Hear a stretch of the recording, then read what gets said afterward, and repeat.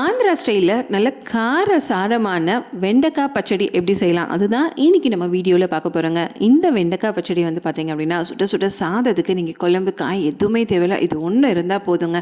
உங்களுக்கு ரொம்ப குயிக்காக ரெடி ஆகிடும். ஒரு லஞ்ச் உங்களுக்கு லஞ்சோ டின்னரோ உங்களுக்கு குயிக்காக ரெடி ஆகிடும். இந்த வெண்டைக்காய் பச்சடி வந்து சாதத்துக்கு மட்டும் இல்லை, சப்பாத்திக்கும் நீங்கள் சாப்பிட்லாம். ராகி களி செய்கிறாங்களா அதுக்கும் வந்து தொட்டு சாப்பிட்லாங்க, அவ்வளோ டேஸ்ட்டாக இருக்கும். இதுக்கு வந்து தேவையான பொருள்லாம் வந்து என்னென்னு சொல்லிட்டு கீழே வந்து டிஸ்கிரிப்ஷனில் கொடுத்துருக்கேன். ஸோ மறக்காமல் செக் பண்ணிக்கோங்க. ஒரு 10 வெண்டைக்காய், அந்த 10 வெண்டைக்காய் இருந்தால் போதும். அந்த 10 வெண்டைக்காய் வந்து நல்லா கழுவி ஆற வச்சு எடுத்துக்கோங்க. ஈரமாக இருந்ததுன்னா ரொம்ப பிசுபிசுப்பு இருக்கும், அதனால் நல்லா ஆற வச்சுட்டு இது எல்லாத்தையும் தேவையில்லாத பார்ட்ஸ் எல்லாமே ரிமூவ் பண்ணிவிட்டு நீளமாக கட் பண்ணிக்க. ரவுண்டாக கட் பண்ணாதீங்க, நீளமாக கட் பண்ணி எடுத்து வச்சுக்கோங்க. அதுக்கப்புறம் வந்து காரத்துக்கு ஏற்ப ஒரு 5 பச்சை மிளகாய், நான் வந்து பெரிய பச்சை மிளகாய் இருக்கனால 5, நீங்கள் சின்னதாக இருந்ததுன்னா 10 பச்சை மிளகாய், அதை 10 வெண்டைக்காய்க்கு 10 பச்சை மிளகாய், ஸோ அந்த கணக்கில் எடுத்துக்கோங்க. பட் இது ரொம்ப பெருசாக இருக்கனால நான் 5 யூஸ் பண்ணேன், அதையும் பார்த்துக்கோங்க. அதுக்கப்புறம் கோலி குண்டு சைஸ் அளவுக்கு புளி. இந்த புளி வந்து உங்களுக்கு டக்குனு மிக்சியில் அடிப்படாது அப்படின்னா நீங்கள் வந்து லேசாக வந்து ஒரு செய்கிறதுக்கு முன்னாடி ஒரு 10 நிமிஷம் ஊற வச்சு எடுத்து வச்சுருங்க. இது கூடவே வந்து ஒரு 4 வெள்ளைப்பூடு பல், தேவையான அளவு உப்பு, இவ்வளோதான். இதுக்கு எல்லாமே தேவையான பொருள் எல்லாமே எடுத்து வச்சுருங்க. இதுக்கப்புறம் வந்து ஒரு கடாயில் வந்து நல்லா காஞ்சக்கப்புறம் ஒரு 2 டேபிள் ஸ்பூன் அளவுக்கு எண்ணெய் ஊற்றிடுங்க. சின்ன பச்சை மிளகாய் அப்படியே போட்டுருங்க, இல்லை பெரிய பச்சை மிளகாய்னா உடச்சி போட்டு நல்லா வறுத்தெடுத்துருங்க. அதோடைய கலரெல்லாம் வந்து லைட் ப்ரௌனாக மாறும். ஸோ அந்த மாதிரி வந்துருச்சு அப்படின்னா உங்களுக்கு வந்து கரெக்டான ஸ்டேஜ். இதை எடுத்து ஒரு பிளேட்டில் ட்ரான்ஸ்ஃபர் பண்ணி ஆற விட்டுருங்க.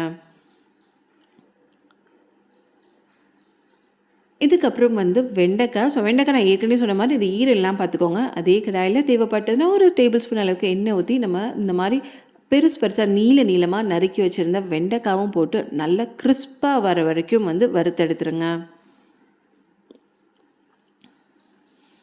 அது ஓரளவுக்கு வந்து நல்லா கிறிஸ்பாக வரட்டும். எந்த அளவுக்கு கிறிஸ்பாக இருக்கும் அந்தளவுக்கு உங்களுக்கு வந்து இந்த சட்னி, அதாவது இந்த பச்சடியோட டேஸ்ட் வந்து ரொம்பவே நல்லாயிருக்கும். நல்லா கிறிஸ்பாக வந்ததுக்கப்புறம் அதே பிளேட்டில் ட்ரான்ஸ்ஃபர் பண்ணி ஆற விட்டுருங்க.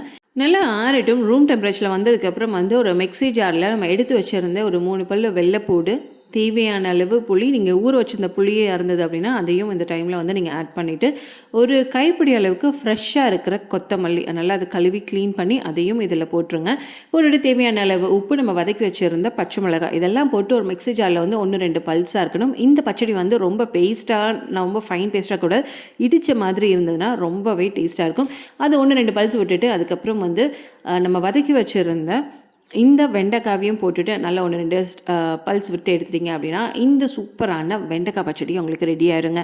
நீங்கள் மிக்ஸி ஜாரை விட உங்கள்கிட்ட அம்மி இருந்தாலோ இல்லை சின்ன உரல் மாதிரி இருந்தால் அதில் வந்து இடித்து செஞ்சீங்க அப்படின்னா செம்ம டேஸ்ட்டாக இருக்கும். கண்டிப்பாக சுட சுட சாதத்துக்கோ அப்படி இல்லை அப்படின்னா சப்பாத்தி, இந்த ராகி களி இதுக்கெல்லாம் வச்சு ட்ரை பண்ணி பாருங்கள், அவ்வளோ அட்டகாசமாக இருக்கும். கண்டிப்பாக இதை ட்ரை பண்ணிவிட்டு எப்படி இருக்குன்னு சொல்லிட்டு கீழே கமெண்ட் பண்ணுங்கள். உங்கள் ஃப்ரெண்ட்ஸ் யாருக்கா வித்தியாசமான சட்னியை பார்த்துட்ருக்காங்க அப்படின்னா அவங்களுக்கும் இந்த வீடியோவை ஷேர் பண்ணுங்கள். இதே மாதிரி நிறைய ரெசிபிஸ் வந்து கெட்டி சட்னி சேனலில் இருக்குது. ஸோ ஒவ்வொன்றா பார்த்துட்டு அதை எப்படின்னு சொல்லிட்டு கமெண்ட் பண்ணுங்கள்.